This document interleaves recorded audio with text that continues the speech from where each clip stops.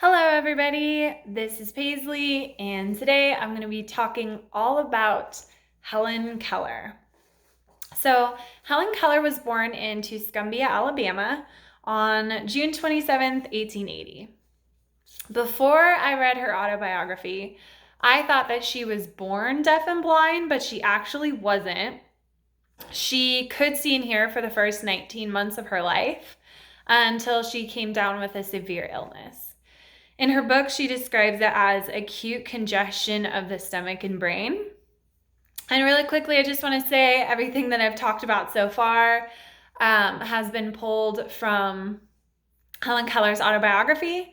And unless I cite otherwise, everything that I talk about will be pulled from her autobiography. So already at 19 months old, we come to Helen Keller's main adversity, and that was she wasn't able to see or hear anything. But the process by which she overcame this adversity was at times very arduous, but also at times very delightful and magical for her. Her world obviously was dark and silent, so her hands became very important to her. What I find really fascinating is that instinctually, she just had this powerful urge to be able to communicate with people and connect with people. And so she would try and make signs with her hands or her body. I kind of picture it like a game of charades. She was trying to tell people what she wanted, and she would like put her hands on people's mouths while they talked. But she started having these angry outbursts almost daily because she could not understand why other people didn't communicate like she did.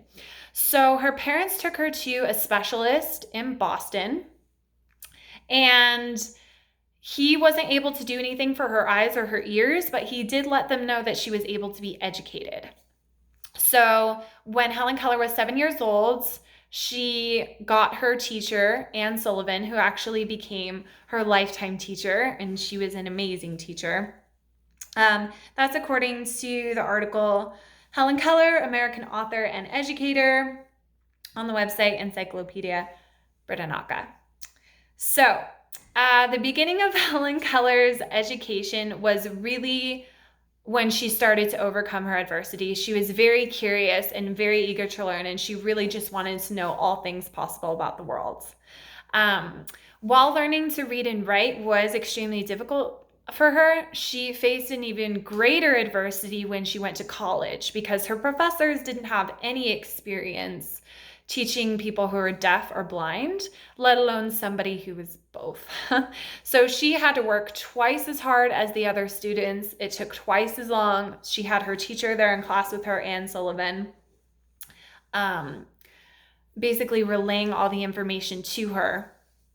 But despite how difficult that was, Helen Keller actually graduated cum laude from Radcliffe College in 1904. And that's according to the article Helen Keller on the history website online. So to summarize my discussion points, Helen Keller was extremely proactive. An example is when she resolved to learn how to speak when she was 10 years old. Despite the skepticism of people around her, she had a personal vision and she was determined, and she made it happen. If Helen Keller were to have a personal mission statement, it would read something like this, and I'm going to read it to you. This is the personal mission statement that I wrote for her. In my life, I strive to live as a woman of honesty, responsibility, self-determination, and friendliness. Family is very important to me, and I deeply honor and admire those who have come to show me love. As a daughter, I strive to show my parents kindness and thankfulness for all they have given me. As a scholar, I dedicate myself to rigorous study and seek to acquire knowledge in the spirit of learning, but also to balance knowledge with playful thought and a devotion to truth. As a student, I strive to show respect to all of my tutors and teachers, keeping an open mind and allowing them to show me the way, never blaming or complaining of difficult learning circumstances. She prioritized her family, her education, but also pleasure. She was always looking for the beauty in everything, and she made time to engage in the activities that brought her joy. She also dedicated time to honoring those she loved, and then also honoring her quest for knowledge. In terms of having a win-win attitude, Helen Keller sacrificed immediate gains to educate herself, and in that way, she was able to help others. Obviously, she wasn't able to listen the way that we listen to other people, but she did listen very intently and empathically. And I can really tell this by the description she gives of other people in her autobiography and by the insight she was able to glean from other people. She created exceptional synergy, not just because her success greatly depended on being able to work well with others, but because she was a woman of integrity who truly strove to understand others, and she valued their differences. She found balance in self-renewal and allowing herself to get lost in thought and also reading for pleasure. She also found balance in self-renewal in playing games with her friends and family. And really fun fact, I never would have guessed this, but Helen Keller was a huge fan of the game Solitaire. So what can we ultimately learn from Helen Keller? Well, one of the biggest takeaways for me is that there is so much to be grateful for. There is beauty in everything, even in the laborious struggles.